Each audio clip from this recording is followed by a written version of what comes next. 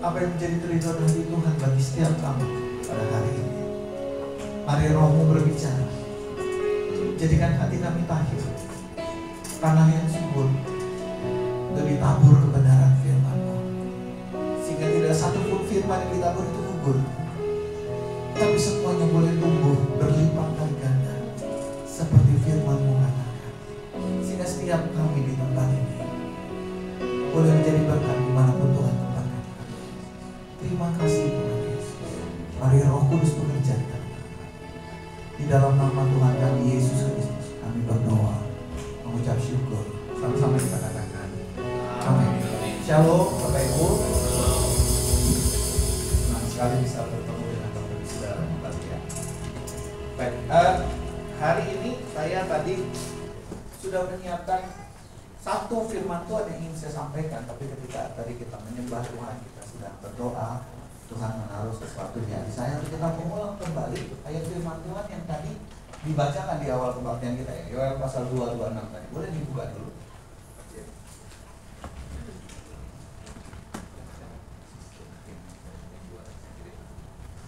Oke, tadi firman Tuhan yang pertama tadi.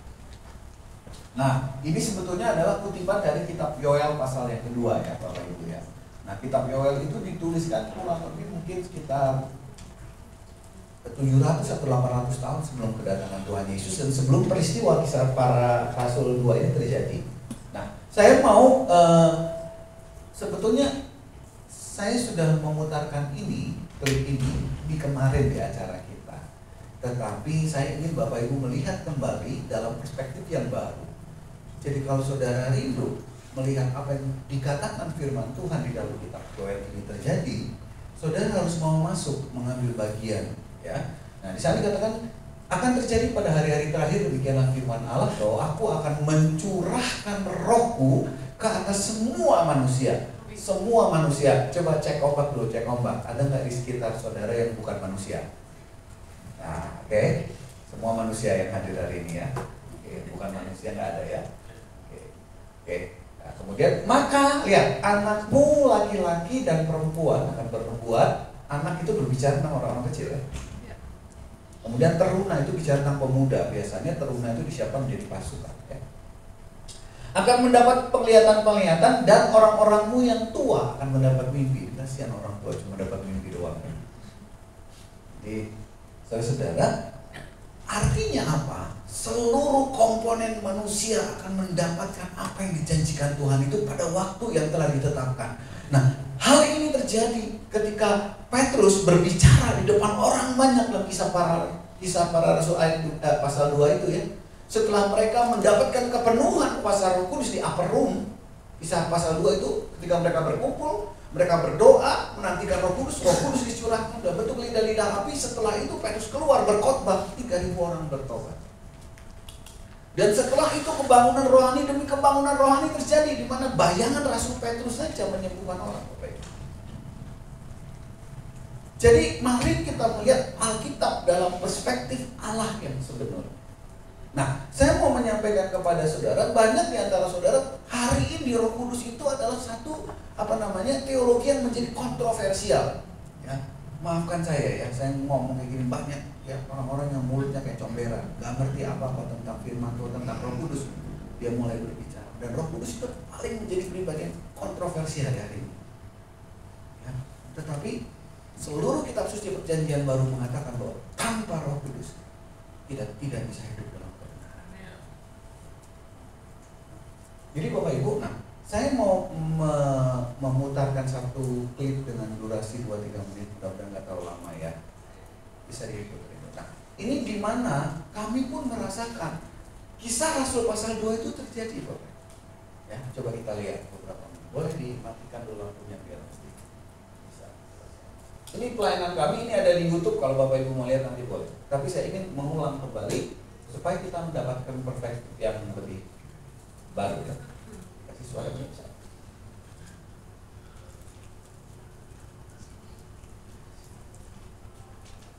Coba di pause aja dulu kalau belum dapat suara.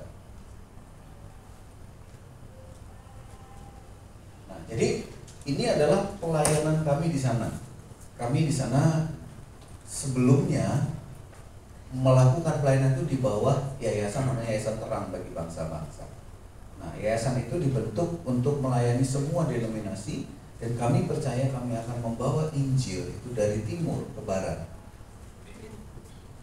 Karena pada zaman Perjanjian Baru dimulai, Injil itu dibawa dari Yerusalem sampai ke Yudea sampai ujung-ujung bumi, dan pada akhir zaman dari ujung bumi akan dibawa kembali ke Yerusalem. Ya, mari kita lihat.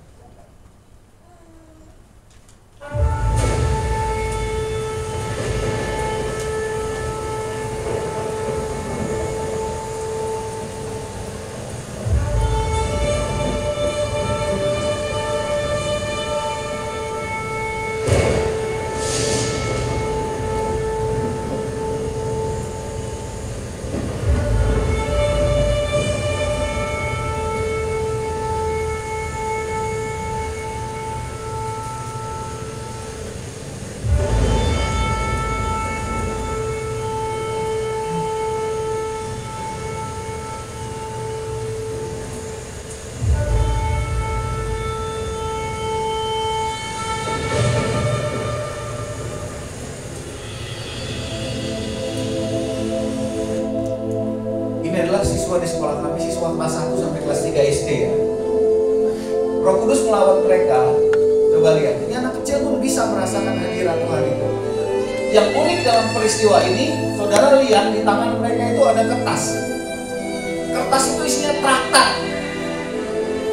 untuk memberitakan Injil bagi orang-orang berdosa. Jadi Tuhan bisa pakai anak-anak sesuai dengan pasal 2. Itu lihat traktat itu, mereka bilang, saya akan injili tukang ojek saya akan injili mama saya akan injili tetangga-tetangga saya. Itu anak kecil Bapak Ibu, anak SD. Bapak Ibu akan lihat anak-anak TK juga dipakai Tuhan.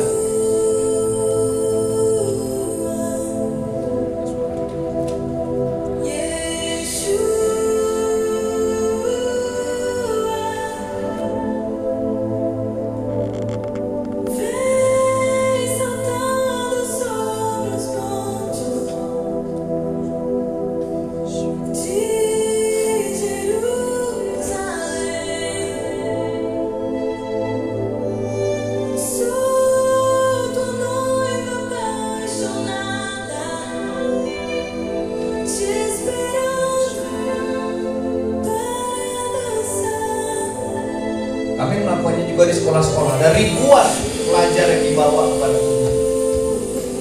Tuhan bekerja di mana-mana. Ada 1.200 pelajar di sini. Tuhan membawa kami ke kabupaten-kabupaten untuk membawa Injil. Kami nggak kenal satu orang pun di kabupaten itu. Kami nggak tahu siapa kontak person di situ. Kami hanya datang saja.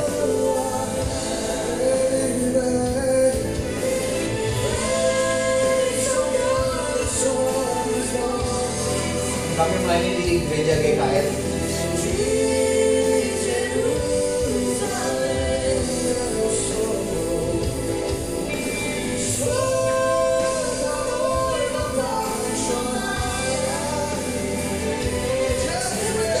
Ini di Agats. Di sana masih ada tradisi manusia menikah dengan keturunan buaya. Roh jahat bermanifestasi banyak sekali di tempat ini.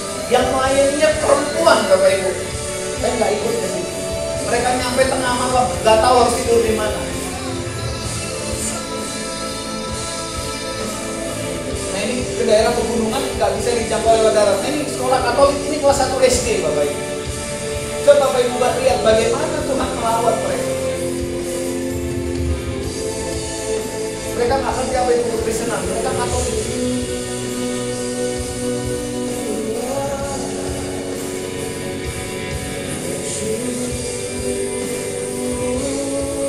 Jika diizinkan Roh Kudus akan melakukan. Ini mereka datang dari gunung-gunung, Bapak Ibu. Ini TK. Ini sekolah Katolik, kami nggak diizinkan untuk beribadah dalam ruangan. Kami hanya diizinkan pakai lapangan.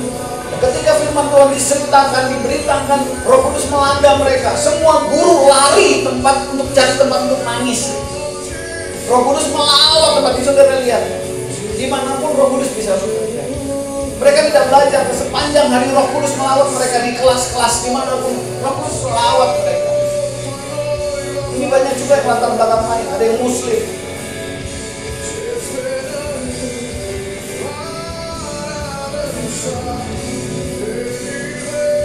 Di dalam kelas pun Roh Kudus melawat mereka. Semua anak menangis.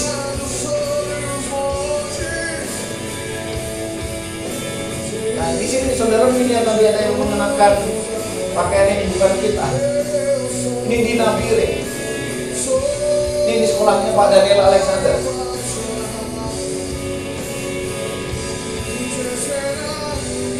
Lihat itu siswa TK. Itu siswa TK itu.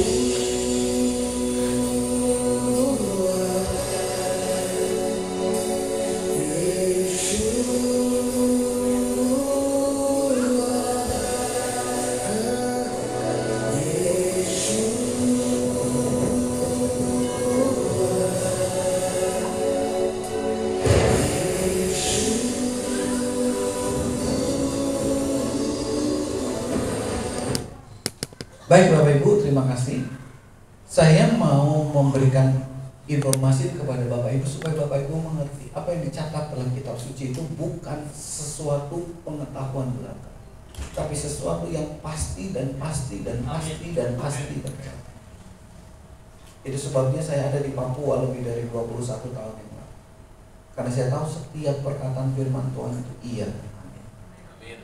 Lebih baik bumi dan seluruh isinya musnah daripada satu titik atau satu iota saja dari firman Tuhan tidak benar. Itu sebabnya saya rindu untuk menyampaikan ini, supaya kita bukan hanya menjadi penonton dari peristiwa kebangunan rohani yang besar yang saat ini sedang terjadi, tapi kita merupakan bagian daripada. Nah, kalau kita mau menjadi bagian daripada ini, kita harus bekerja sama dengan Roh Kudus. Kita harus mau mendengarkan Tuhan. Nah, untuk itu saya akan mengulang beberapa bagian dasar yang saya yakin mungkin Bapak Ibu sudah sering dengar, tapi nggak terlalu aware. Nah, kita akan melihat dua kehidupan yang berbeda. Yang pertama, Efesus pasal yang kedua, ayat yang ke-1 dan yang kedua. Efesus pasal 2. Kita baca ya. Kamu dahulu sudah mati karena pelanggaran-pelanggaran dan dosa-dosamu. Baca ayat yang keduanya Bapak Ibu, silakan. 1, 2, 3. Kamu hidup di dalamnya karena kamu mengikuti jalan dunia ini, karena kamu menaati penguasa kerajaan angkasa, yaitu roh yang sekarang sedang bekerja di antara orang-orang beriman. Oke. Kalau di terjemahan baru ini, ayat yang pertama tadi itu, kita mungkin nggak terlalu jelas menangkapnya ya. Jadi Bapak Ibu Saudara yang punya Holy Bible, coba Bapak Ibu buka terjemahannya TSI, terjemahan sederhana ya. Coba ya, kita lihat ya.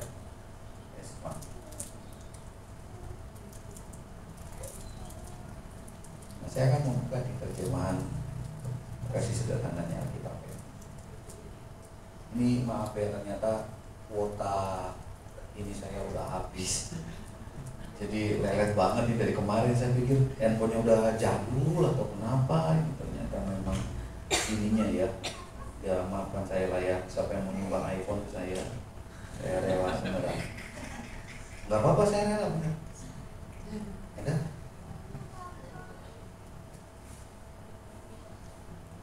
Atau ada yang punya? Ya saya baca. Sebelum dipersatukan. Hah? Sebelum dipersatukan. Oke, baca keras ya suaranya. Jangan fals ya. Malu sama teman. Berdirilah boleh biar lebih. Ya berdiri, ayo. Ya, Efesus 2. Ya, ada. Efesus 2 ayat yang pertama. Sebelum dipersatukan dengan Kristus, memang tubuh jasmani kita hidup, tetapi sebenarnya kita sudah mati secara rohani karena dosa-dosa kita dan karena kita terus melanggar perintah-perintah Allah. Sebab pada waktu itu kita selalu mengikuti pola pikir dunia ini dan menuruti kemauan si jahat, yaitu iblis yang sekarang sedang memerintah atas semua kuasa gelap di dunia. Dialah yang berkuasa di dalam kehidupan semua orang yang tidak mau taat kepada Allah. Oke, terima kasih Pak Wes. Ya, kalau saya panggil Bapak, Abang, Kakak, Om. Jadi dikatakan, kalau dari terjemahan TSI tadi dikatakan, sebelum dipersatukan dengan Kristus, kita memang hidup secara jasmani. Maksudnya kita hidup, kita beraktivitas setiap hari. Tetapi secara rohani, kita sudah mati secara rohani karena dosa. Ingat, beberapa waktu yang lalu saya katakan, orang Kristen itu bukan orang yang ibadah ke gereja, bukan yang KTP-nya Kristen. Bukan orang yang pakai kalung salib. Bukan orang yang ikut persekutuan doa juga. Tetapi kekristenan menurut Kisah Rasul pasal 11 ayat 26, di sana dikatakan kekristenan itu pertama kali disebut di Antioquia. Orang Kristen itu diberikan kepada orang yang dimuridkan oleh Rasul Paulus dan Barnabas lebih dari 1 tahun, dan setelah itu mereka memiliki kehidupan seperti Tuhan Yesus. Orang seperti itulah yang disebut Kristen. Dalam Amanat Agung, Matius 28 ayat 19 sampai 20, kalau saudara baca terjemahan Amplified, di sana dikatakan, sebelum diutus itu ada proses yang mesti kita lewati. Masih ingat ya kemarin ya? Yang pertama apa? Learn of me. Yang kedua apa? Believe me. Yang ketiga apa? Obey me. Jadi kalau saudara nggak pernah learn, saudara nggak akan bisa believe. Kalau saudara nggak believe, saudara nggak akan obey. Kalau saudara nggak obey, saudara akan jadi orang Kristen mati. Ya. Jadi di sini dikatakan, sebelum dipersatukan Kristus, mungkin saudara merasa diri saudara Kristen. Tapi kalau saudara nggak jalan dalam kebenaran, tetap jatuh bangun dalam dosa, tetap lakukan hal-hal yang jahat. Di sana di ayat 2-nya dikatakan, sebab pada waktu itu kita selalu mengikuti pola pikir dunia. Pola pikirnya pun nggak berubah. Ingat, orang Kristen itu harus berubah. Kalau Bapak Ibu jadi orang Kristen 10 tahun yang lalu sampai hari ini tetap sama, itu artinya nggak berubah. Sesuatu yang nggak berubah itu sesuatu yang mati. Makhluk hidup itu berubah, entahkah dia obesitas, entahkah dia makin kurus, tapi berubah gitu. Yang nggak berubah itu ya batu, nggak berubah. Ada berapa banyak orang Kristen seperti itu dalam kehidupan? Saudara katakan saudara kenal Kristus, apalagi saudara bilang saudara pelayan Kristus, tapi saudara nggak pernah berubah, nggak pernah jadi lebih dewasa. Itu artinya saudara gagal tumbuh. Hari ini gagal tumbuh itu musuh pemerintah, namanya stunting. Bisa kebayangin anak umur 17 tahun masih bilang mami minta cucu. Bisa bayangin? Nah, bayangin diri saudara sendiri. Secara rohani udah berapa tahun umur saudara? Tetapi secara tanggung jawab, berapa banyak yang mampu saudara pikul di dalam Tuhan. Ingat, orang dewasa adalah orang yang mampu menanggung beban. Kalau saudara terus jadi beban, dari saudara belum dewasa. Kasihan Bapak Ibu Gembala. Sampai berapa lama mereka mau menanggung kita semua kalau kita nggak bertumbuh dewasa. Dan untuk dewasa, kita perlu makan. Bukan hanya tubuh yang dikasih makan, roh kita boleh dikasih makan. Oke, kita loncat biar kata lama ke Efesus pasal yang keempat ya. Jadi manusia lama itu manusia yang nggak tumbuh. Sesungguhnya dia sudah mati selagi hidup. Makanya kata Yesus apa? Biarkan orang mati menguburkan orang-orang matinya. Ada banyak bahkan orang di gereja, mereka mati secara rohani. Buktinya apa? Ya mereka nggak pernah bisa dikasih tanggung jawab apa-apa. Selalu harus dilayani, selalu harus dilayani, selalu harus dilayani. Selalu minta. Coba, kasihan nggak Bapak Gembala?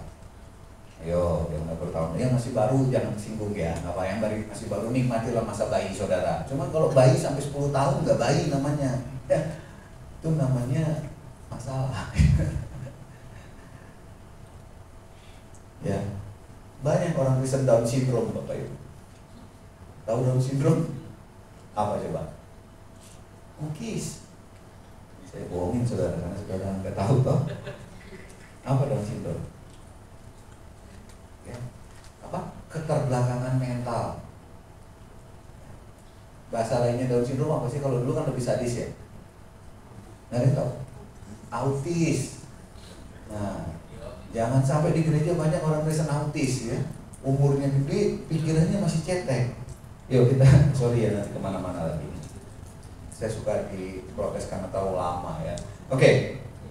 Efesus pasal 4 kita lihat. Mulai ayat yang ke-20 sampai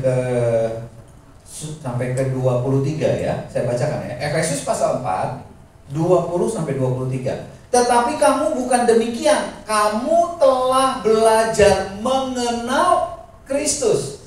Karena kamu telah mendengar tentang Dia dan menerima pengajaran di dalam Dia menurut kebenarannya yang nyata dalam Yesus, yaitu kamu berhubung dengan kehidupan kamu yang dahulu harus menanggalkan manusia lama yang menemui kebinasaannya oleh nafsunya. Ingat tadi pasal yang kedua mengatakan selagi hidup mereka sudah mati. Kenapa? Hidup mereka hanya untuk mengejar hawa nafsunya.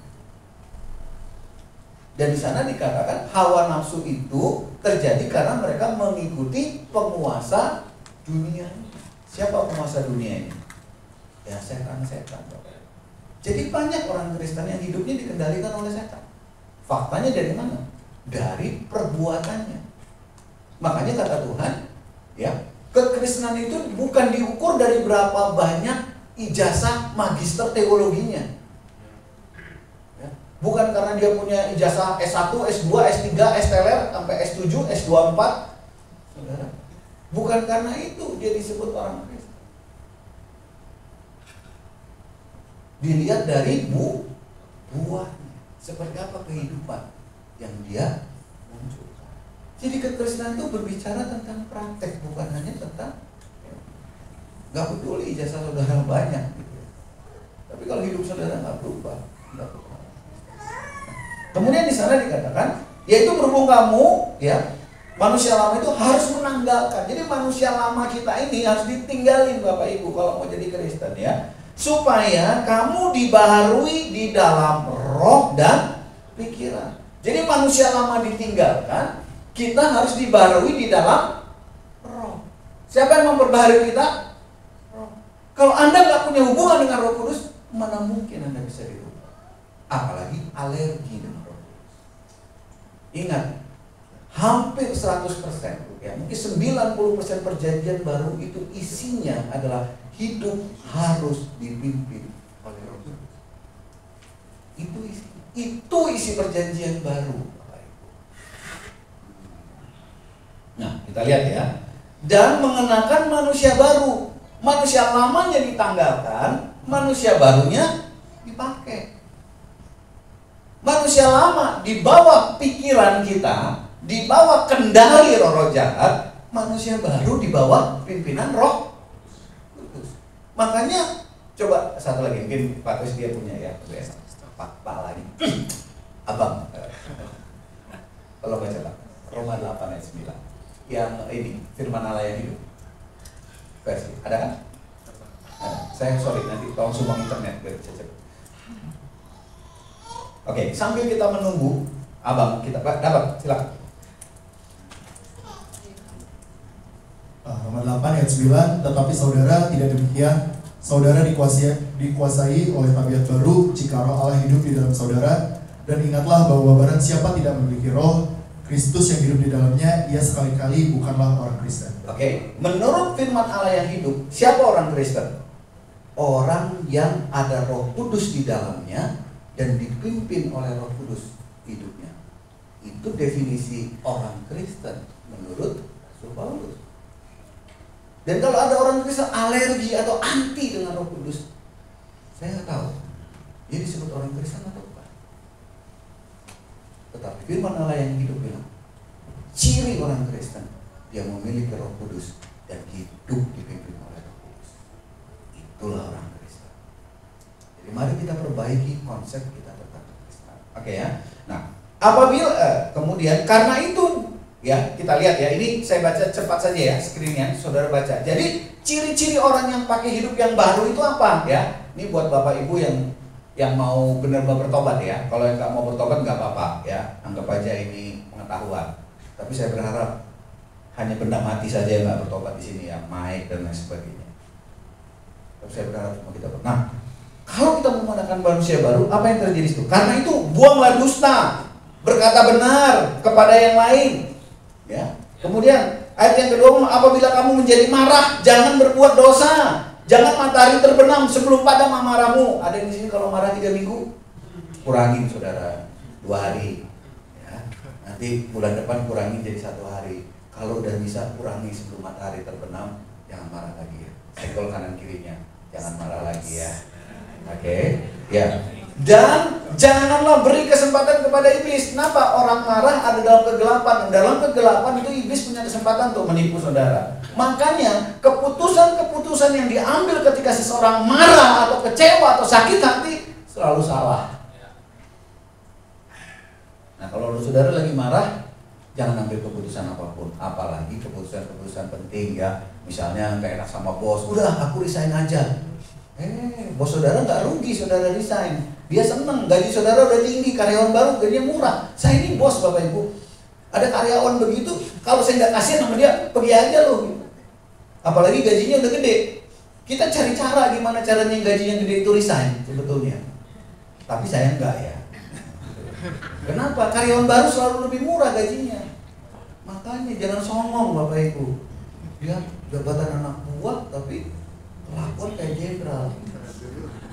Jangan gitu, makanya Tuhan bilang belajarlah kepadaku 2 hal. Sebab aku ini lemah lembut dan rendah. Orang Kristen itu harus lemah lembut, artinya mudah diajar. Yang kedua rendah hati, artinya enggak menganggap diri kita hebat. Ya. Kemudian, nih, mudah-mudahan sudah tidak ada ya. Orang yang mencuri, janganlah mencuri. Udah nggak ada ya? Ada yang tanya ke saya, Pak, kalau saya mencuri hati bagaimana? Tanya Tuhan Yesus ya. Nggak ada penjelasannya di sini. Oke ya? Oke. Ya. Tapi sebaiknya dia bekerja, jangan melakukan pekerjaannya dengan baik, dengan tangannya sendiri supaya ia dapat membagikan sesuatu kepada orang yang berkekurangan. Jangan ada perkataan kotor dari mulutmu, pakailah perkataan yang baik, ya. Jangan kamu mendukakan Roh Kudus. Ayat 31. Segala kepahitan, kegeraman, kemarahan, pertikaian, fitnah hendaklah dibuang dari antara kamu, demikian juga segala kejahatan. Tapi hendaklah kamu ramah. Coba tanya sebelahnya, saya sudah ramah belum? Ya. Penuh kasih mesra, berkelukan. Ya, laki-laki dengan laki-laki ya, jangan ambil kesempatan. Ya. Saling mengampuni sebagaimana Allah dalam Kristus Yesus. Jadi ada ciri yang harus dilakukan oleh orang-orang yang mengambil tabiat yang baru. Dalam terjemahan firman Allah yang hidup, ya, dalam TSI itu dikatakan tabiat yang baru, artinya perilaku. Ya. Tabiat itu bahasa Indonesia yang lama ya, generasi muda nggak tahu ya. Ya, tahu nggak tabiat? Tahu? Nggak tahu kan, kamu belum lahir ya. Tabiat itu sifat ya, perilaku. Orang yang lama tahu, yang muda-muda nggak tahu ya. Oke, kasih tahu sebelah kanannya, tabiat itu perilaku moral berubah. Oke ya. Nah, jadi, yang ingin saya sampaikan ini adalah prolog Bapak Ibu. Memang ini khotbah 2 sesi sebetulnya ya, tapi ini saya screen saja supaya Bapak Ibu mengerti dasarnya. Tetapi yang mau kita soroti pada hari ini adalah dikatakan orang yang memiliki perilaku atau tabiat yang baru itu harus diperbaharui di dalam roh. Karena hari-hari ini saya ingin menceritakan tentang roh. Nanti kita akan lihat dari beberapa video yang menyelidiki tentang hal ini. Tapi sebelum ke sana kita mau ke sini dulu fokusnya ya. Nah, Yesus berkata bahwa gini, tidak seorang pun ketika Filipus tanya, tunjukkan kepada kami Bapa itu. Yesus bilang tidak seorang pun pernah melihat Bapa. Tetapi kalau kamu sudah melihat aku, kamu sudah melihat Bapa. Filipus bingung, kok bisa? Yesus bilang, aku dan Bapa adalah satu. Nah, saudara, kadang-kadang orang Kristen itu terjebak dengan ketuhanannya versi Muslim. Karena teman-teman Muslim itu kalau bilang tuh Tuhan itu ya, Tuhan itulah namanya Tuhan. Kalau kita tidak, Bapak, kita itu, Allah kita itu Esa ya. Seperti saya misalnya, ini tubuh saya. Tetapi Allah itu memiliki firman, yaitu perkataan dan pikirannya yang di dalam dia. Inilah yang keluar, dikatakan di dalam Yohanes pasal 1 menjadi Yesus. Firman itu keluar mengambil rupa tubuh anak manusia. Ya. Dan Roma 10 dikatakan Yesus itu Tuhan. 1 Korintus 8 mengatakan siapa Tuhan kita? Allah kita itu Allah yang Esa, yaitu Bapa. Dalam perjanjian lama dia disebut Yahweh. Allah itu Bapa, Tuhan itu Yesus. Roh Kudus itu adalah rohnya Allah. Ini yang sedang mau kita bahas, yang hari ini keluar dari Allah, diutus oleh Yesus untuk tinggal di dalam kita. Makanya Tritunggal itu berbicara tentang Allah yang satu itu, yang di dalam dia ada firman-Nya, ada roh. Jadi Allah kita bukan tiga, Bapak. Allah kita satu. Ya, kita ke situ ya. Kita bicara roh dulu, ini enggak selesai nanti. Ya. Nah, roh yang keluar itu ketika Yesus berkata tak seorang pun lihat Bapa karena dia tinggal di dalam terang tak terhampiri. Yesus itu mengambil rupa manusia, ya. Dan dia menjadi manusia. Dia berjalan bersama-sama dengan kita. Tetapi kalau Yesus tetap mengambil rupa manusia, Yesus bisa bersama-sama dengan berapa orang sekaligus? Gak bisa, Yesus kan dengan 12 muridnya palingnya. Nanti kasih yang di Afrika siapa temannya? Kalau Yesus tinggalnya di Timur Tengah, yang di Amerika gak bisa. Itu sebabnya Yesus bilang, karena lebih baik bagi kamu aku pulang ke rumah Bapa, supaya aku mengirimkan apa yang dijanjikan Bapa, yaitu roh, seorang penolong. Dunia tidak bisa mengenal mereka. Nah, kita lihat ya. Nanti saya mulai masuk ke situ ya. Puji Tuhan bisa cepat akhirnya. Takutnya muter-muter. Oke. Mari kita lihat Yohanes pasal 14.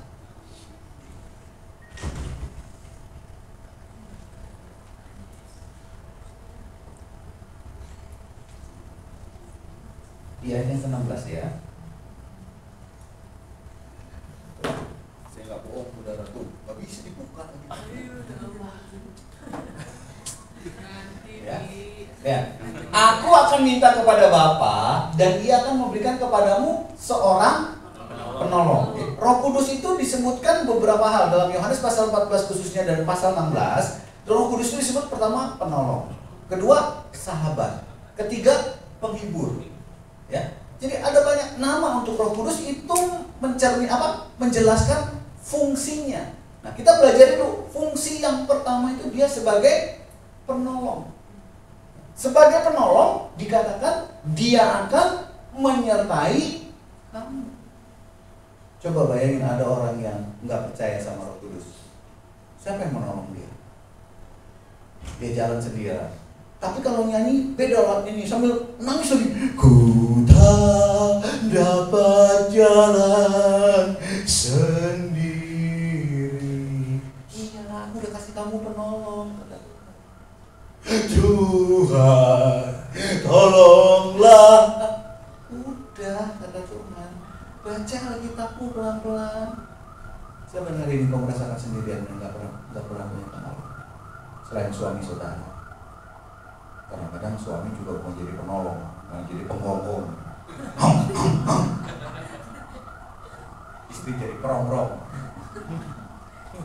Kalau cinta aku bukan berlian dong, Pak.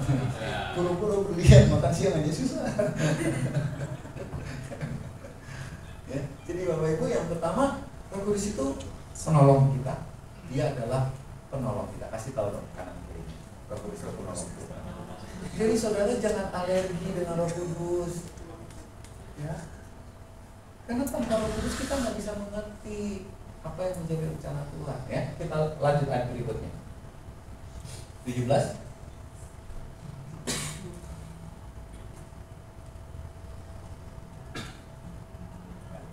Yaitu roh kebenaran. Roh penolong ini disebut juga roh kebenaran. Dunia tidak dapat menerima dia. Jadi orang yang nggak mau menerima Yesus sebagai Tuhan dan Juru Selamatnya secara pribadi, tentu dia nggak memiliki Roh Kudus. Saudara bisa menjadi orang Kristen tanpa Roh Kudus banyak. Maksudnya orang Kristen secara identitas ya, bukan kekristenan benar. Ya. Nah, sebagai yang pertama, dia tidak bisa menerima pengajaran tentang apa yang Roh Kudus sampaikan karena itu berasal dari Bapa. Jadi kalau saudara mau mengenal Bapa surgawi kita, saudara, saya kemarin mana Cici? Kemarin diskusi. Oh, Cici lagi ujian. Nah, kemarin dia bilang bagaimana? Om, mendengarkan suara Roh Kudus. Wah, saya bilang jangankan kamu Ji, kita yang udah puluhan tahun aja masih belajar. Tetapi satu hal yang paling mudah, Roh Kudus itu tidak akan pernah bertentangan dengan firman Tuhan. Jadi kalau saudara bilang, Roh Kudus bilang kepada saya, tapi saudara disuruh marah-marah, itu bukan dari Roh Kudus. Karena Roh Kudus nggak pernah bertentangan dengan firman. Jadi kalau saudara belum bisa dengar suara Roh Kudus kayak yang lain, baca aja Alkitab dengan rajin ya. Karena Alkitab itu diilhamkan oleh Roh Kudus, ditulis oleh manusia. Jadi dia tidak akan bertentangan dengan firman Roh Kudus. Ya, jadi Bapak Ibu. Nah, kemudian dikatakan apa? Dunia tidak melihat dia dan tidak mengenal dia. Makanya Tuhan bilang Yesaya 55:8-9, rancanganmu nggak sama dengan rancanganku, seperti tingginya langit dari bumi. Jadi saudara-saudara, tanpa penyingkapan daripada Roh Kudus, kita nggak bisa paham apa itu rencana Tuhan. Makanya saya katakan kita tuh perlu sangat bergantung kepada pribadi ini, karena tanpa dia kita nggak bisa kenal Allah. Nah, tadi saya katakan, siapa yang paling mengenal diri saya, Bapak Ibu? Istri saya? No, ada banyak rahasia yang saya simpan dari dia. Jadi tidak tahu. Misalnya, saya mau uang kebanyakan, nggak lapor saya. Pada ribut. Nah, misalnya kayak kemarin, ya, saya pulang dari Papua, saya nggak langsung terbang Jakarta, saya terbang dari pasar dulu. Kenapa? Saya pengen naik bis malam. Nggak saya kasih tahu sama dia, cuma saya kasih tahu sama aku di Bali naik bis. Kalau aku sebelum pesan tiket dia bilang tidak, langsung Jakarta. Maksudnya seperti itu ya, jangan saudara memicu pertengkaran rumah tangga. Nggak gitu ya maksudnya. Jadi yang paling tahu siapa saya siapa? Roh saya. Roh saya sendiri yang paling tahu siapa saya. Nah, demikian juga kalau kita mengenal Bapa surgawi itu seperti apa, siapa yang paling bisa menjelaskan tentang Bapa? Ya rohnya Bapa, yaitu Roh Kudus. Makanya dia menolong. Ya. Dia dikatakan, yaitu roh kebenaran. Dunia tidak dapat menerima dia, sebab dunia tidak melihat dia, tidak mengenal dia. Tetapi kamu mengenal dia, sebab ia menyertai kamu dan akan diam di dalam kamu. Jadi seharusnya orang Kristen itu harus mengenal dia, karena dia tinggal di dalam kita. Tapi ada begitu banyak orang yang gak mau dengerin. Kadang-kadang mereka bilang, ada orang bilang gini, Bang, saya tuh bingung, jangan-jangan ini suara setan ya, apa suara Tuhan ya? Kenapa? Dia disuruh nyumbang. Wah, kalau disuruh nyumbang aja tanya ini suara Tuhan atau bukan. Tapi kalau dalam berkat selalu suara Tuhan bilangnya. Kalau ada yang di dalam hati bilang, sumbangkan sebagian daripada hartamu dalam nama Yesus, nyah kau iblis. Dan berkat aja langsung yes. Padahal berkat juga bisa dari setan, Bapak Ibu. Saya mau kasih tahu. Kalau nyari berkat dari Tuhan bisa, tapi lama. Kalau mau cepat gunung kawi, Bapak Ibu. Modal tumbal doang, tumbalin anakmu, istrimu, cepat dapatnya. Kalau mau minta sesuatu itu bukan semuanya dari Tuhan, dari setan pun bisa. Tapi setan selalu memberikan kepada kita enggak berarti. Itu sebabnya kalau kita mau datang pada Tuhan, Tuhan akan menolong. Ya, kita lanjut ya. Ini ibadah sampai jam berapa? 3.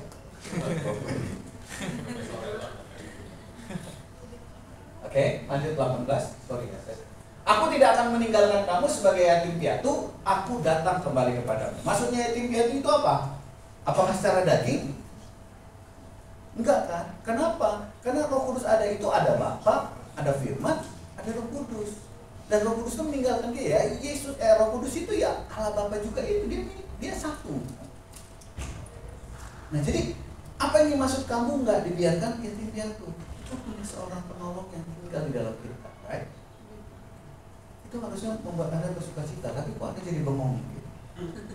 Itu karena Alkitab, bukan karena saya. Jadi kalau selama ini saudara merasa sendirian, nggak punya teman, kamu bingung, harus nanya kepada siapa? Kamu punya seorang penolong, ya Tuhan berikan, dia tinggal di dalam kamu. Dia ada di dalam kamu. Katakan, say thank you to Holy Spirit. Terima kasih Roh Kudus tinggal dalam aku. Dan Roh Kudus itu nggak akan pernah tinggalin kamu apapun yang kamu lakukan. Sekalipun dosamu merah seperti kirmisi, dia nggak akan keluar. Merah seperti kain kesumba. Kamu jatuh dalam apa? Pembunuhan, narkoba, perzinahan, pencabulan. Ingat waktu wanita yang apa? yang kedapatan berzina? Yang menghukum dia siapa? Ahli-ahli Farisi. Mereka mau lempari batu. Tuhan Yesus bilang, mereka tidak menghukum kau. Begitu banyak orang punya roh penghakiman yang sangat kuat, tapi tidak mengerti seperti apa itu. Roman 8 ayat 1, there is no condemnation. Tidak ada hukuman di dalam Kristus. Kenapa? Karena Kristus menanggung hukuman. Bukan berarti saudara bebas berbuat dosa. Tetapi ketika kita jatuh, karena kita gagal, kita nggak kuat, Tuhan selalu membuka tangannya untuk saudara datang. Jangan lari dari Tuhan. Amin. Oke ya. Nah, dia tidak pernah meninggalkan kita yatim piatu. Bilang, yes, kita tidak yatim piatu. Amin. Dia ada di dalam diri kita.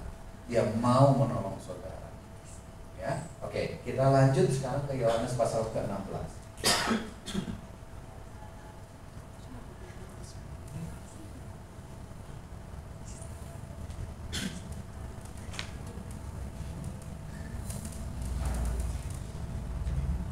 Pasal 16 sudah?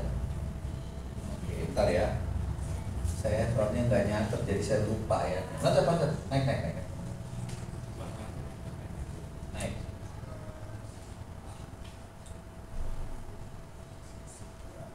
Oke, ini ya, dari sini ya. Namun benar yang aku katakan ini kepadamu adalah lebih berguna bagi kamu jika aku pergi. Sebab jikalau aku tidak pergi, penghibur. Nah, Roh Kudus juga disebut penghibur. Nah, siapa yang hari ini sering sedih? Siapa yang hari ini sering merasa sendirian? Siapa yang hari ini merasa disakitin, dikecewakan, diputusin cintanya? Putus lagi. Siapa yang ditolak? Siapa yang karirnya terhambat?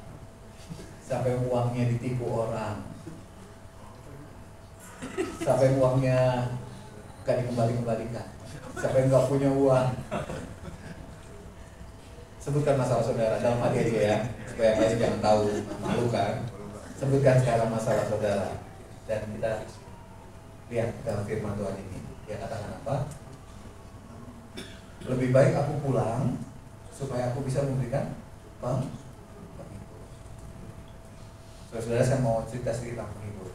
Kami banyak melayani orang, tapi ini salah satu keseharian yang buat saya itu cukup sedih dan cukup excited dengan apa yang Tuhan lakukan.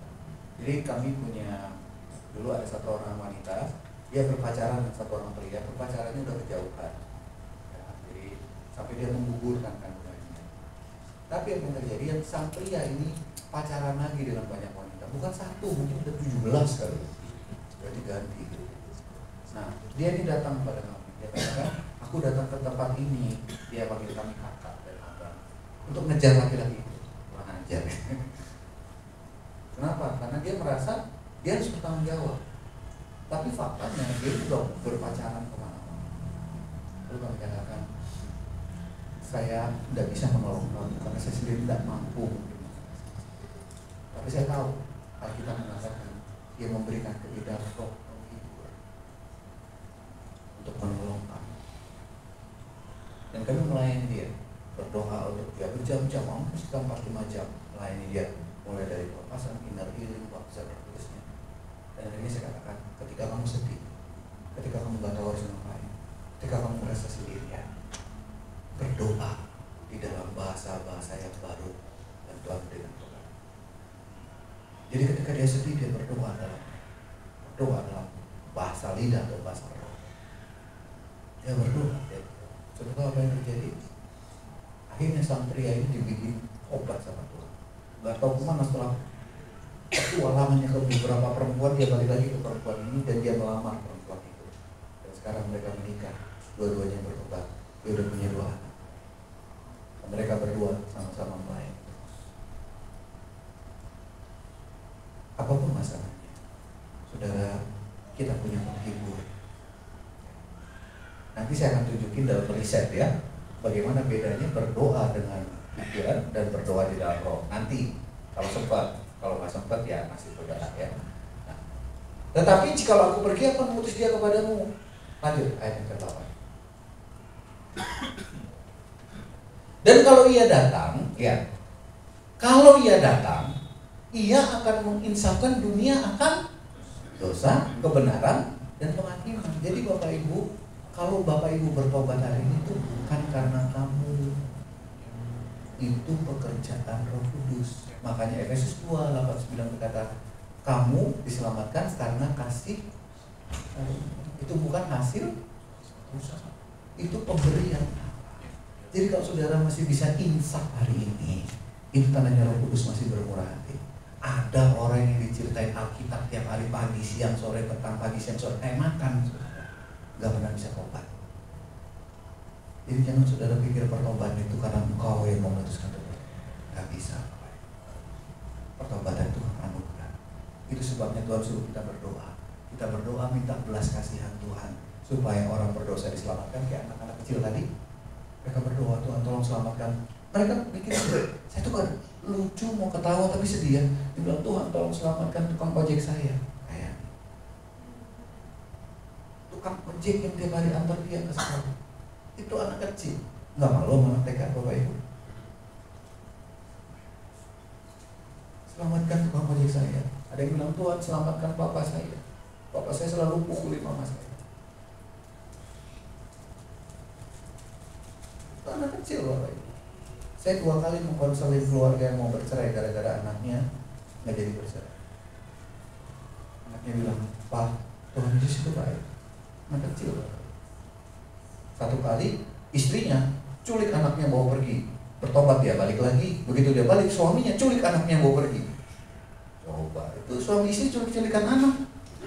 Lah saya kan cuma guru, kenapa gua ketiban gulung? Ya itulah beban yang Tuhan kasih kepada kita untuk menjadi berkat bagi orang-orang di sekitar.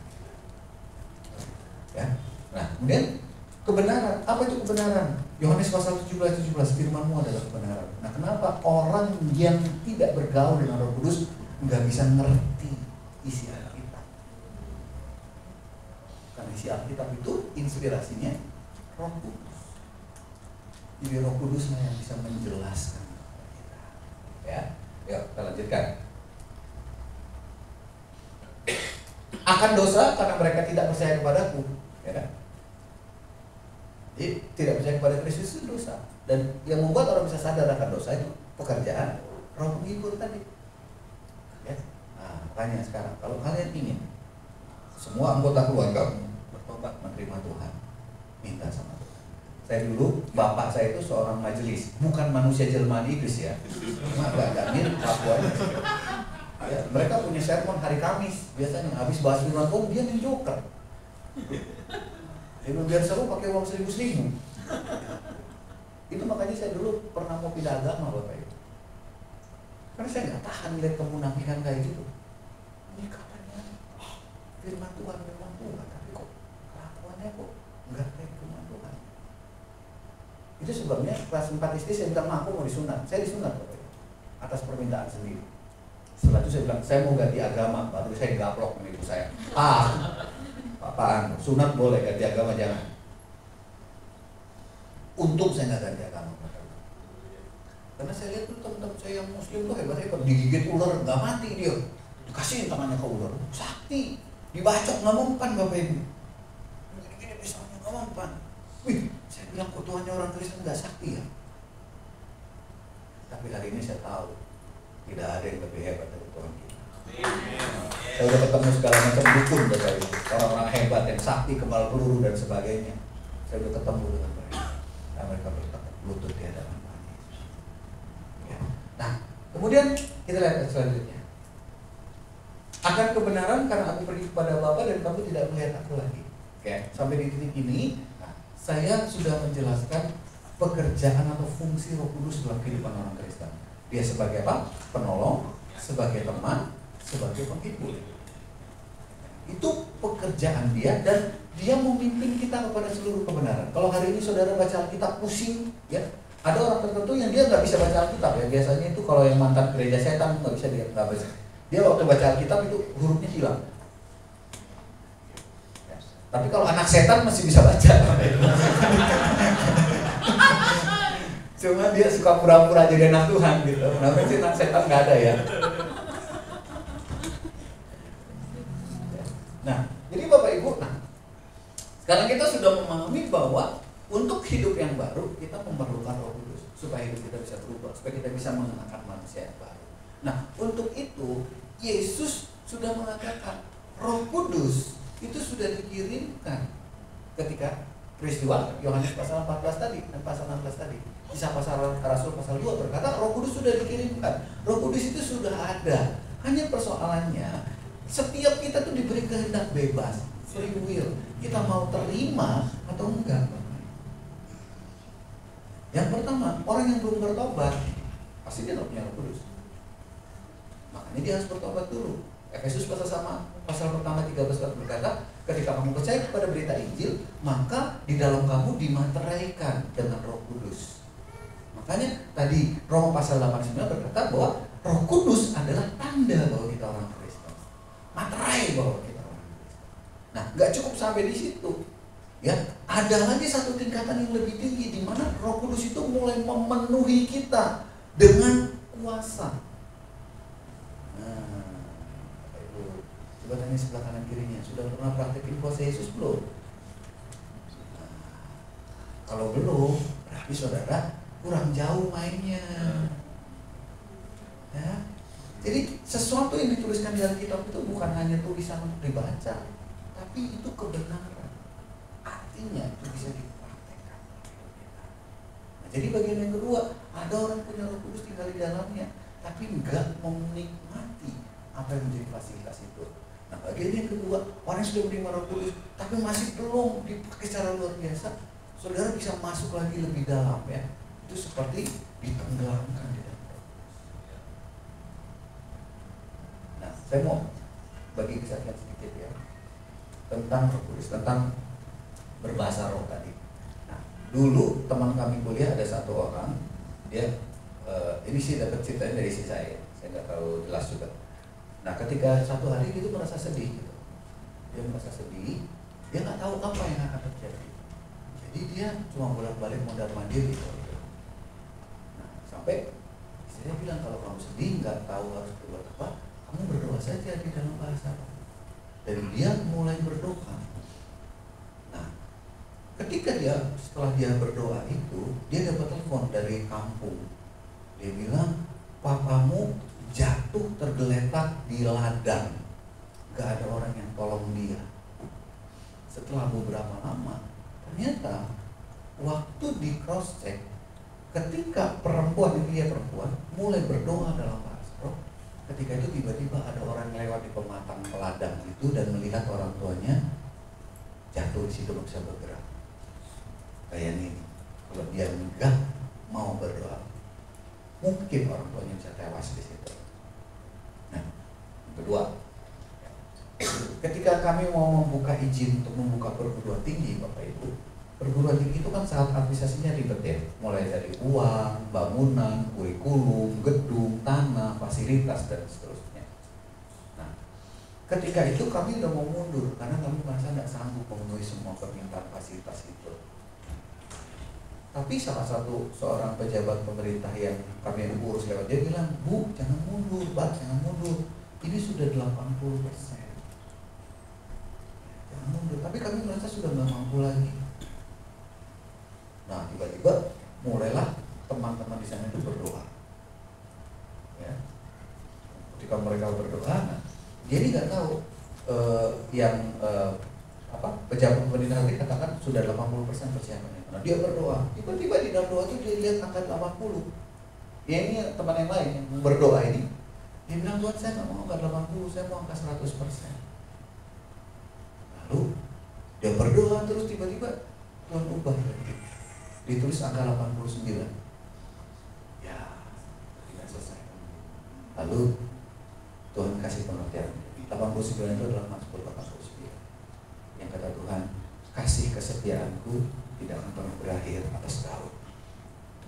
Jadi saudara, apa kesimpulannya adalah kemampuan kami 80%, tetapi karena kasih karunia Tuhan, Tuhan bisa menyelesaikannya. Tetap 80%, tapi karena anugerah Tuhan, akhirnya izin pendirian perguruan tinggi itu dikeluarkan. Dalam banyak banyak kasus ya. Biasanya ketika mau melakukan pelayanan Bapak Ibu, karena saya dulu tuh sebenarnya melakukan pelayanan kayak pemulihan gitu ya, usir setan dan lain sebagainya gitu. Biasanya saya berdoa beberapa hari sebelum itu, dan kadang-kadang kalau di tempat yang akan dilayani itu biasanya setannya banyak gede-gede, itu pemimpin tertingginya muncul Bapak Ibu. Muncul ketika saya tidur, ketika dia muncul mengintimidasi. Sampai dia kadang-kadang bilang, jangan masuk daerah itu, saya bunuh kamu nanti kalau kamu masuk. Dan ketika hal seperti itu terjadi, ya biasa saya berdoa aja. Satu kali ketika saya akan melayani di Jawa Timur itu dulu ada kereta api namanya Badra Surya, berangkat jam 3 pagi, nyampe jam 10 malam. Harga tiketnya 6.000, beli aqua cuci mukanya 50.000. Jadi beli aquanya lebih mahal, WC berebutan. Dan zaman dulu tuh masih boleh ayam masuk, kambing masuk. Jadi tidak berani keluar dari tempat duduk walaupun udah pengen pipis, karena begitu kita keluar orang duduk situ. Wah, saya pikir gimana caranya ngelewatin ini, kita berapa jam itu, 13-14 jam Tuhan Yesus. Kita mau pelayanan tapi nggak punya duit. Apa yang saya lakukan? Saya berdoa dalam hati. Hampir 16 jam saya berdoa. Saya merasakan suasana damai sejahtera sukacita. Saya nggak merasa itu kereta panas dan sebagainya. Ketika pelayanan terjadi, apa yang terjadi Bapak Ibu? Ketika itu saya melayani mereka itu nggak pakai khotbah, saya pegang tangannya, setannya manifestasi Bapak. Nggak pakai suara, pegang aja. Siapa yang saya sentuh, setannya keluar. Orang-orang takut melihat saya Bapak. Siapa manusia ini? Saya sendiri nggak tahu itu. Siapapun yang saya pegang, mau saya pegang Bapak Ibu.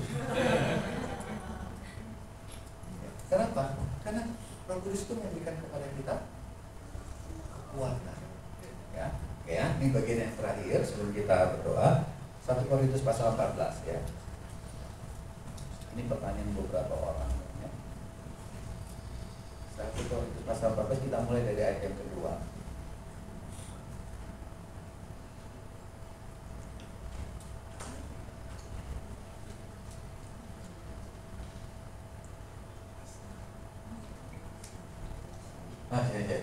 Siapa yang berkata-kata dengan bahasa roh tidak berkata-kata kepada manusia, tetapi kepada Allah, sebab tidak seorang pun yang mengerti bahasanya. Oleh roh ia mengucapkan hal-hal yang rahasia.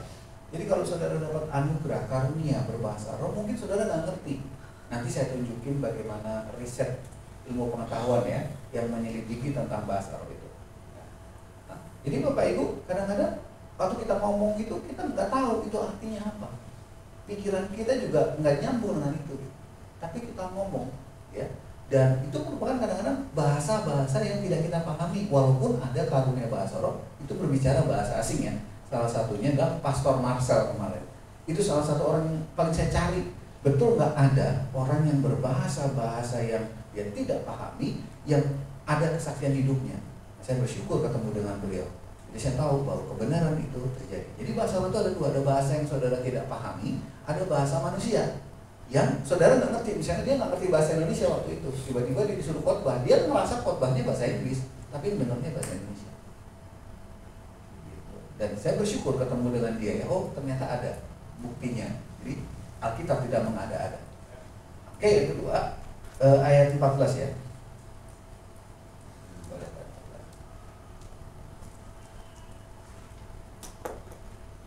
Sebab jika aku berdoa dengan bahasa roh, maka roh pula yang berdoa, tetapi akal budiku tidak turut berdoa. Nah, ini mari kita lihat satu klip ya. Ada di sini.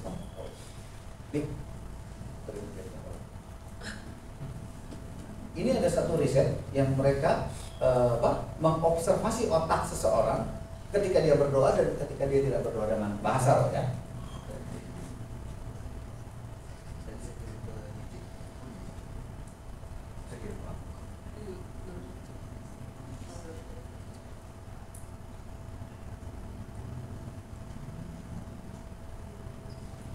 Saya ini satu dari terakhir ya. Nah, nggak lama kan? Jam ya. Ya. Dari saya kirim ke WhatsApp. Atau saya mau kirim.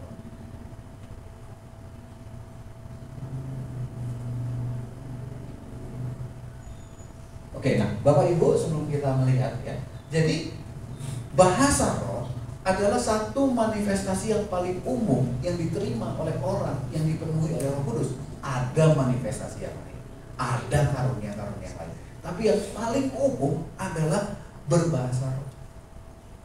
Nah, selain berbahasa roh itu dia dikatakan apa?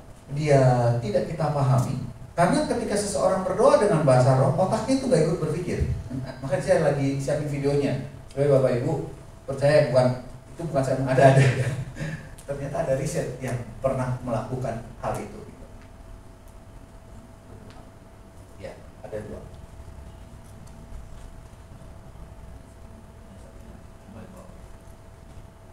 Nah, ini kita lihat sebentar ya Bapak Ibu. Nanti Bapak Ibu bisa lihat di YouTube ya.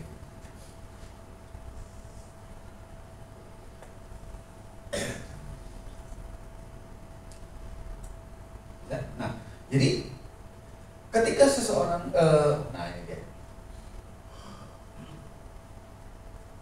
boleh dibikin suaranya kalau bisa.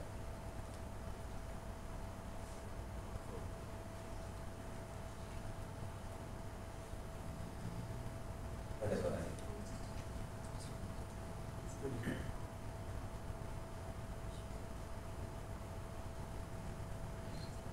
The part of the brain that controls language, was active when he prayed in English, but for the most part, it fell quiet when he prayed in tongues.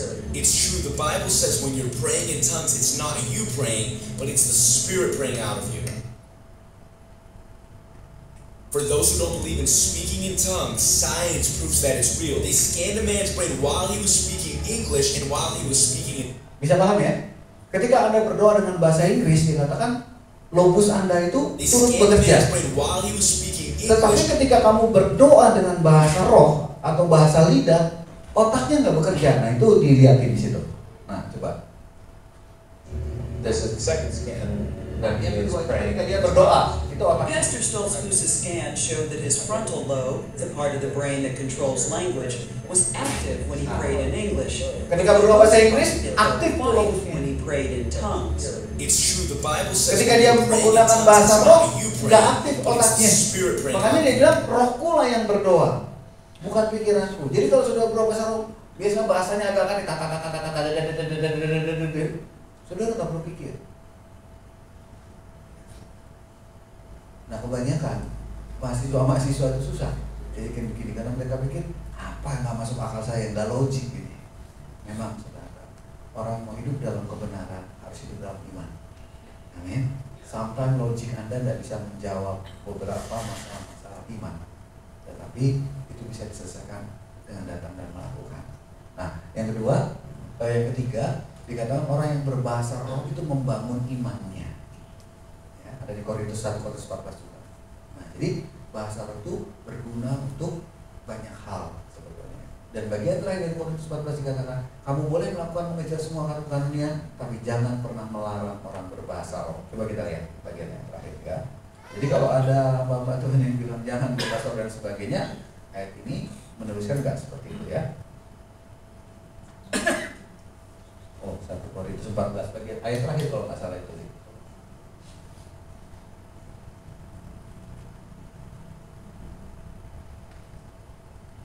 1 Korintus 14 ayat terakhir. Oh, ayat yes. Oke. Karena itu saudara-saudaraku, usahakan dirimu untuk memperoleh karunia untuk berbuat, dan janganlah melarang orang yang berkata-kata dengan bahasa roh. Memang seperti saya katakan tadi, seperti dibuktikan oleh riset tadi, ketika Anda berbahasa roh, mata saudara nggak ikut bekerja, karena itu benar-benar Roh Kudus yang dalam kita berkomunikasi dengan Bapa di surga. Oke. Nah, jadi saya rindu mau berdoa untuk saudara.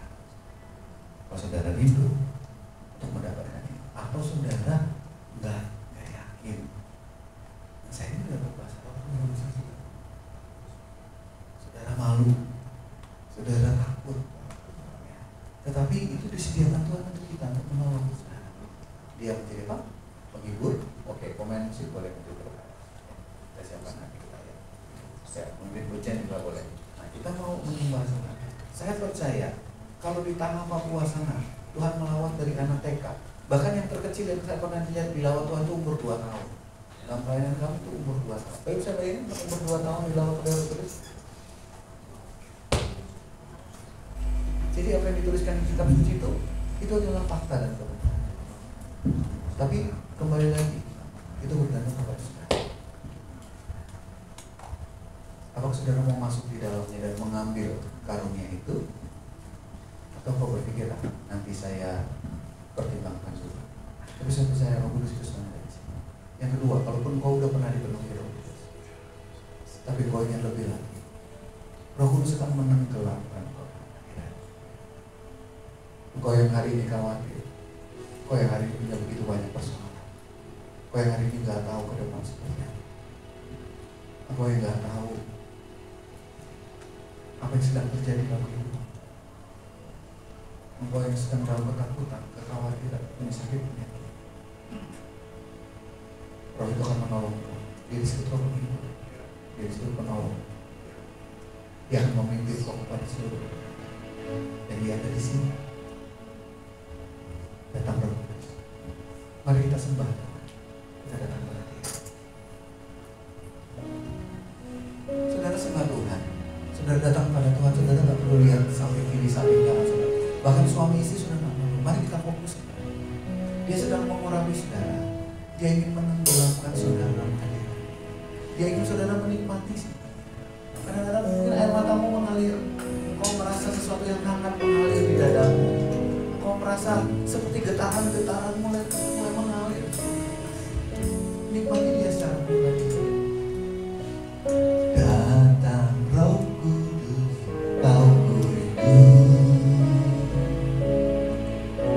dengan minyak yang baru, urapiku. Mengalir Roh Kudus di tengah-tengah.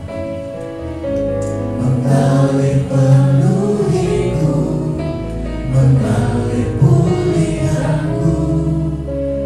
kuasamu bebaskan diri.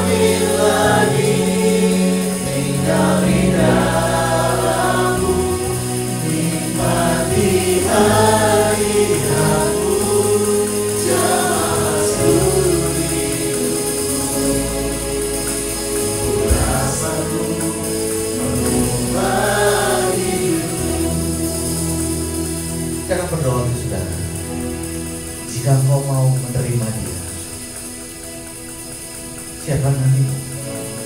Berdoa dalam hati mengatakan Roh Kudus aku mau. Dia akan memenuhi kita. Jangan berdoa untuk setiap kita. Kau boleh taruh tangan kananku di dadamu. Katakan Roh Kudus aku mau. Penuhi aku. Penuhi aku. Sekarang Roh Kudus untuk setiap saudara-saudara hamba yang hari ini mau menerima Engkau, yang mereka merindukan Engkau, terimalah Roh Kudus itu di dalam nama Yesus. Terima dia, nikmati dia. Terima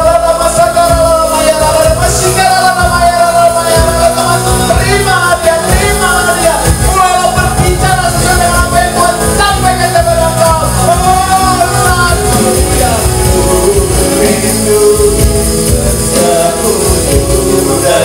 Terima dia dengan baik. Terima Tuhan, penuhi setiap mereka yang merindukan engkau. Tidak ada yang tidak dipenuhi. Semuanya terima dia secara jika ada bahasa-bahasa yang baru, sesuatu yang kau keluarkan, dikeluarkan saja. Satu yang kami rindukan pagi hari ini. Terima kasih Tuhan, penuhi setiap kami. Tidak ada yang kelewatan. Penuhi setiap kami.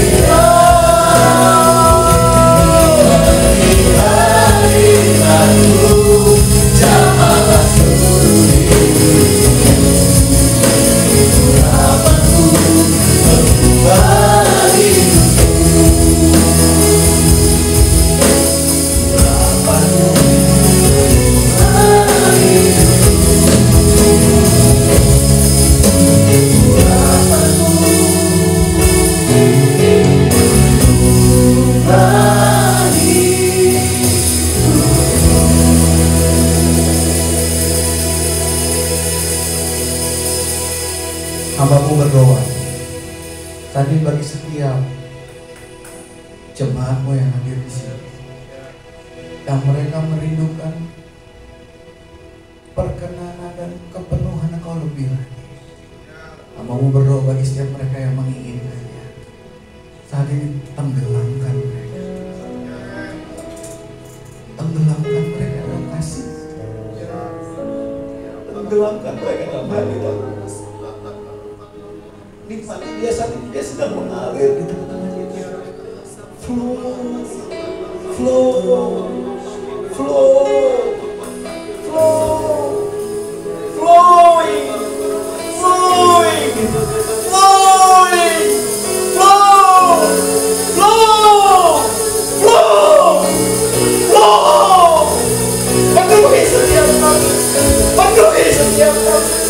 Penuhi setiap kami.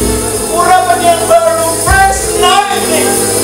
Urapan yang baru, kekuatan yang baru. Kita sebagai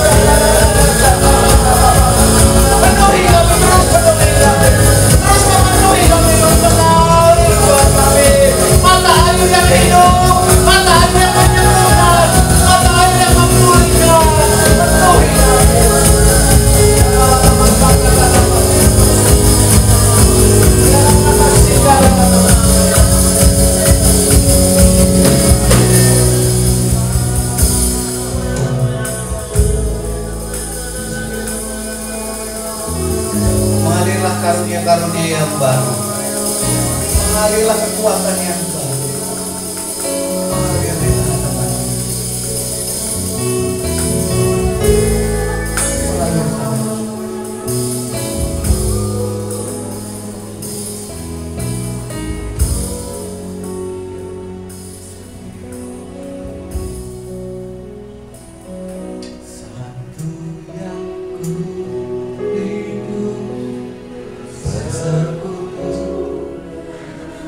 katakan kasihmu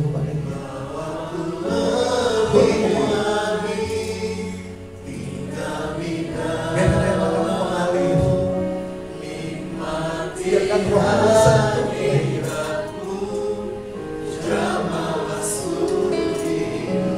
Kau boleh menangis. Dia sedang menghibur. Keluarkan air matamu, dia menghiburmu. Satu yang ku rindu bersekutu denganmu. Biarkan dia menjamah kita. Biarkan dia menjamah.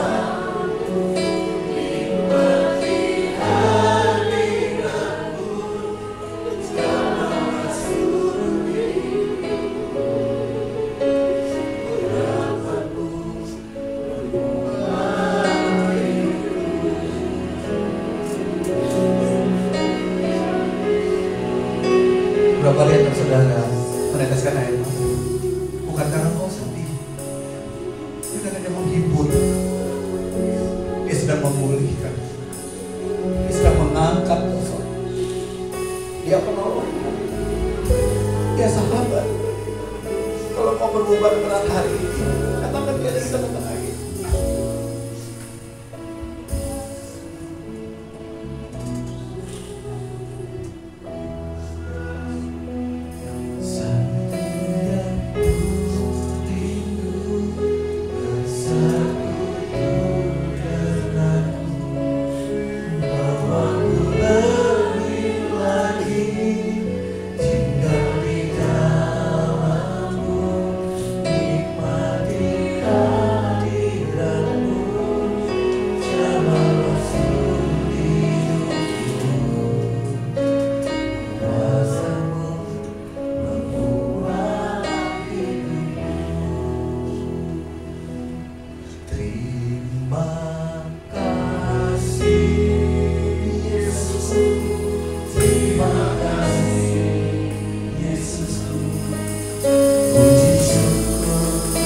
Hanya